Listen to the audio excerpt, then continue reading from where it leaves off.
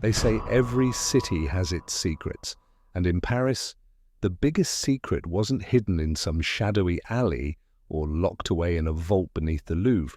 It was standing right in front of everyone, 450 feet of iron reaching into the sky.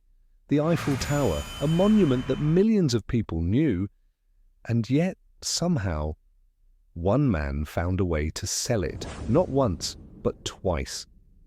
This is the story of Victor Lustig, the man history remembers as the smoothest con artist who ever lived.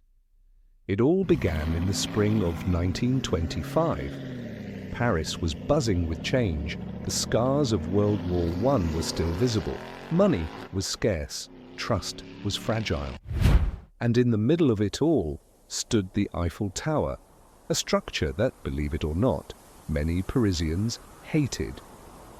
The Iron Giant had been built for the 1889 World's Fair, but by the 1920s the paint was peeling, maintenance was expensive, and critics were calling it an eyesore. There were even whispers that the city might tear it down, and that's where Victor Lustig saw his opportunity. Lustig wasn't like other criminals. He didn't carry a gun, he carried a charm. He spoke 5 languages, dressed like royalty, and had a smile that could melt suspicion. To the outside world, he looked like a diplomat or maybe a wealthy businessman. In reality, he was a master manipulator, a man who could study your weaknesses, then build an illusion so convincing you wouldn't see the trap until it was too late. And in 1925, his eyes were set on the most famous landmark in France. The scam was bold, almost unbelievable, but that's what made it brilliant. Lustig forged government stationery and invited 6 of the city's most prominent scrap metal dealers to a secret meeting at a luxury hotel. There, posing as a French government official, he announced that the Eiffel Tower was going to be sold for scrap. The room went silent. And then as he spoke, something strange happened. His story began to make sense. Maintaining the tower was costly. The public disliked it. The government's decision, he explained, had to be discreet. Too much outcry, and the plan could collapse. That's why they needed buyers who could be trusted. It was outrageous. But it was also perfectly timed, because in an era where governments were known for corruption and secrecy, the idea of selling off a national landmark didn't sound impossible. And so the dealers started bidding. Among them was a man named André Poisson. He was ambitious, eager to prove himself, and Lustig could smell that ambition like blood in the water. In private, Lustig whispered that Poisson was the leading candidate, that he was cleverer, more trustworthy than the others.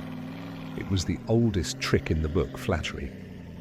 But in Poisson's mind, it was confirmation he was about to make the deal of his career.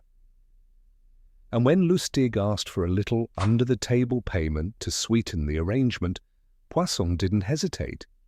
He paid both the bribe and the supposed cost of the Eiffel Tower itself.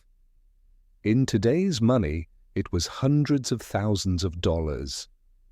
And then Lustig disappeared. By the time Poisson realized he'd been tricked, Lustig was already on a train to Vienna. The Eiffel Tower was still standing, and the French government had no idea what had just happened. The perfect crime. So perfect, in fact, that Lustig couldn't resist doing it again. Just weeks later, he returned to Paris. Same letters, same hotel, same scam. And once again, buyers showed up, wallets in hand, but this time, someone got suspicious. Instead of paying, the dealer contacted the police. And in an instant, Lustig's game collapsed. But by the time authorities rushed to the hotel, he was gone, slipping through the cracks of Europe like a ghost.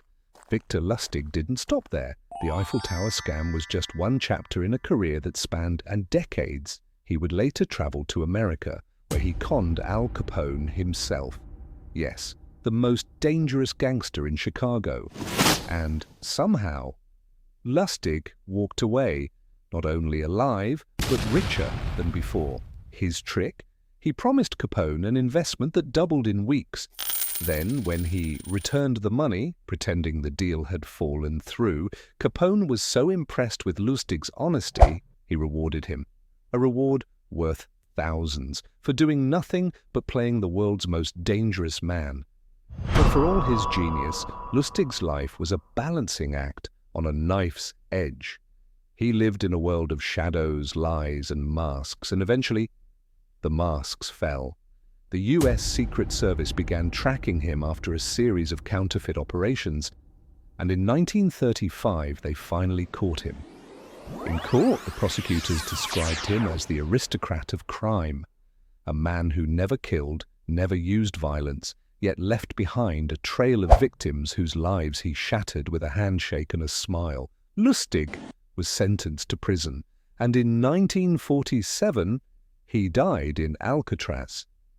His occupation, as written on the prison ledger, was just one word: apprentice salesman. So what do we make of Victor Lustig? A genius? A monster? Or just a mirror, reflecting back the greed and ambition of everyone who wanted to believe him? Because here's the thing about scams: they only work if we let them. The Eiffel Tower was never really for sale. But in the right moment, with the right words, Lustig made powerful men believe it was. And in doing so, he revealed a truth that feels timeless. We don't fall for lies because they're convincing. We fall for lies because they tell us the story we want to believe. Nearly a century later, the Eiffel Tower still stands, steel and iron weathered by time. But if you look closely enough, you might just see the ghost of Victor Lustig, the man who sold it, not once, but twice. And you have to wonder, in a world built on trust and illusion, how many towers are still being sold to us today?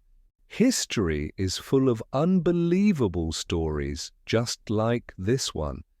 If you want more hidden truths, forgotten scandals, and mysteries that challenge what you think you know, then don't just watch. Join us, subscribe to Vera, and step into a world where every story leaves you questioning what's possible.